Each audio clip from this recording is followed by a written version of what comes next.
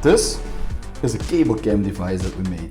It shoots 360 footage and can stay in the air for hours.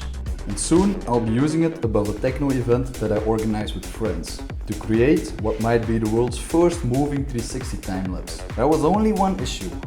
Currently it looked more like a suspicious package. Oh, yeah. I want them to look up and say, so I only had a few weekends to somehow transform it into a sci-fi looking product. Simple, right? Just slam a new design on the thing and done.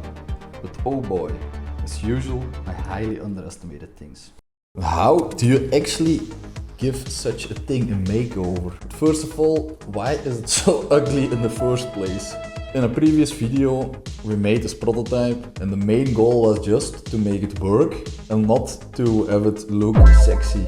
So I completely ignored aesthetics. As you can see, if things are functional, they are not necessarily beautiful. But my goal now is to not only have it function, but also make it look like a real product. And I know exactly what to do. I'm gonna make this thing sci-fi as hell. I think I know exactly what style we can use for this. It's called solarpunk. Solarpunk is a good version of cyberpunk. Instead of dystopian tech, it imagines technology and nature coexisting beautifully. But how do you actually design a solarpunk product? Well, for this, I'm gonna grab my PlayStation 5. One day I was looking at it while gaming and I realized this thing is basically a solarpunk design. Well, first of all, solarpunk designs, they are friendly. And this means that a lot of corners are rounded and not sharp. A second thing, a major trend you see in solarpunk design is the use of plates and scales. The goal of today is to explore the new shape just by sketching.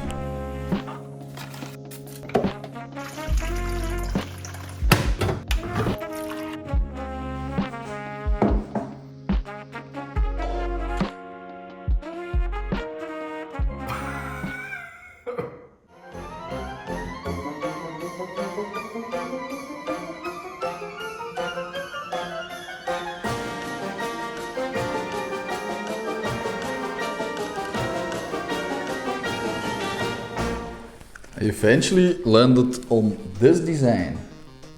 So this is actually the front view. So this circle you see in the middle will be the camera on one of the sides. You also have these arms. Those will be the ones that hide a bearing and they will be hanging on the rope. In the middle here will be the motor that will be driving on the rope.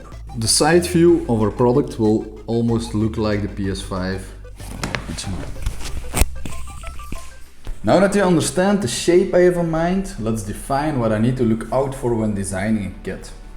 First of all, hide the screws. Official products like this one keep almost all their screws hidden. Visible screws, they scream prototype. Second, the battery has to be easily accessible. We need to be able to swap it as fast as possible. Because during the event, it will run for hours and we most certainly will need to swap the battery from time to time. Third, keep the internals easily accessible. This is still a prototype and during the event, maybe the wires will snap or parts will fail, so it will be good if we can access them easily and fix things. Fourth, the airflow. This beast gets hot quickly and we need to be able to for cold air to reach the jetson and hot air to be exhaled easily. And that's it. This prototype is really bulky. It was not designed for compactness in mind, so I think we can do better by trying to squeeze everything together. So let's try and do that. The other thing was the previous prototype and I was saying it's bulky, but the new compressed design, as tight as possible, is nearly identical. Now that I have the optimal component configuration, I use screenshots from multiple orientations and guides to update my sketches, carefully checking whether my earlier vision still holds in the actual proportions. And honestly, it does. Woohoo! At this point I'm very excited. I think I can move to the 3D model now. when admiring these fucking sexy sketches, doubts started to creep in. I think I'll be needing something I've been dreading for years. Experienced designers use surface modeling to create specific curved shapes and distinct flowing surfaces. Think car exteriors, throne bars, even vacuum cleaners. It's gonna be hella difficult to draw this in 3D. So, I did what I always do when I need to learn something new. Surface modeling. Surface modeling. I sat my ass down, watched a bunch of tutorials and absorbed as much as I could.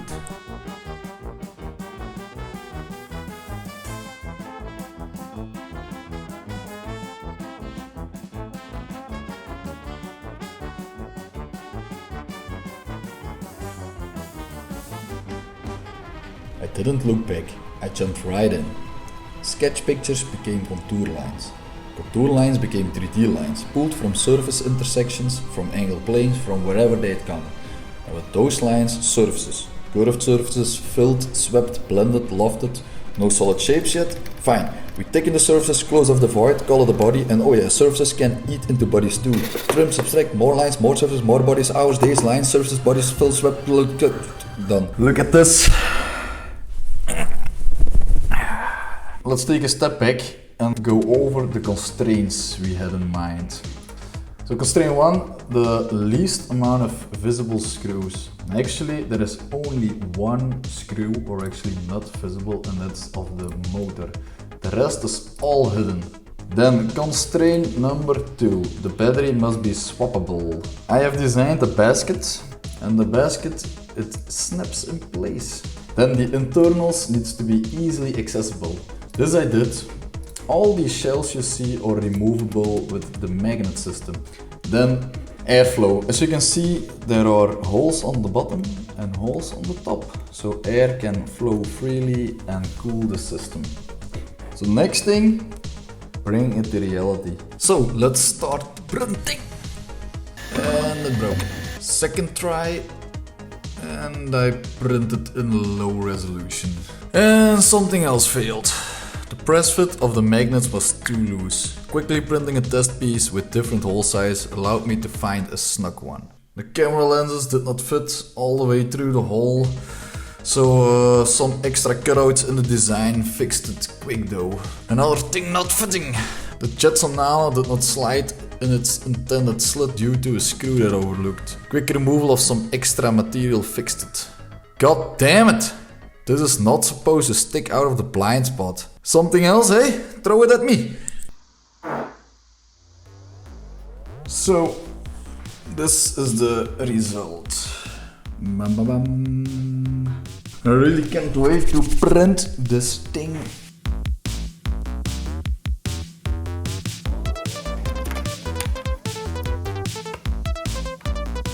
Check this out. All the magnets are in place. Look at how satisfying it is. Oh. Ah.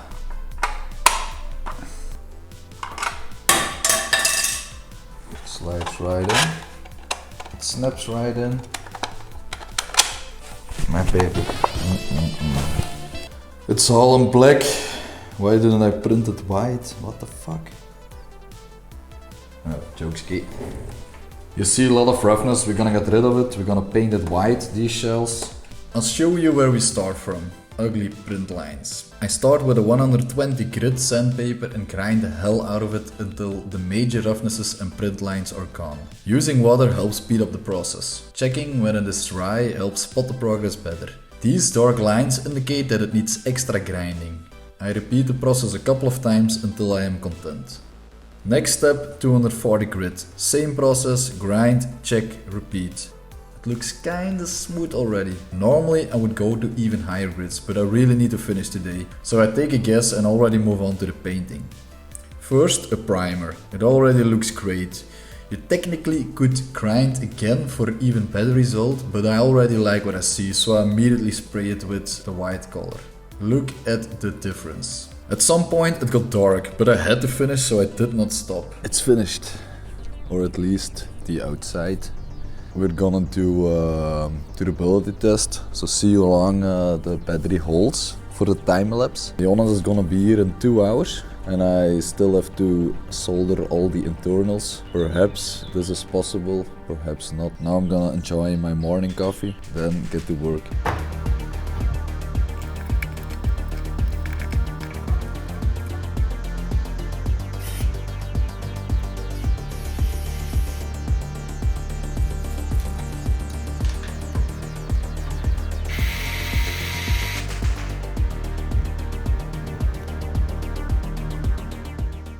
First real outer test in the garden. We need to know how long the battery lasts before the swap and whether the time lapse actually works and looks smooth. It made tiny steps and ran for up to 3 hours. Getting there wasn't entirely clean though.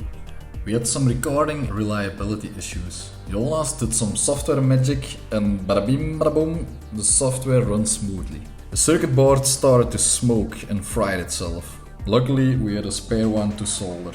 And it's all working nicely, so we can head to the event. A couple of days in advance, Jonas and I went to the event location to prepare the rope already. Since we didn't want people to grab the device, we mounted it up real high up in a tree. On the other far end it was easier though. We could use one of the motocross jumps as high ground. Very neatly there was a pole that could act as the rope fixture. And while we were there, why not test it already? The shape from below, the way it moves, this is exactly what I had in mind when I drew that first ugly sketch. And the time lapse? Promising. So about a week until the festival and they're currently predicting rain. And the product is not watertight. Not good, not good, not good.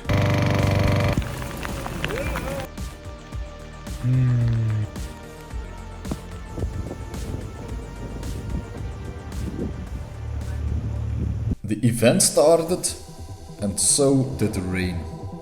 The crowd honestly did not care and Jonas and I, we just waited.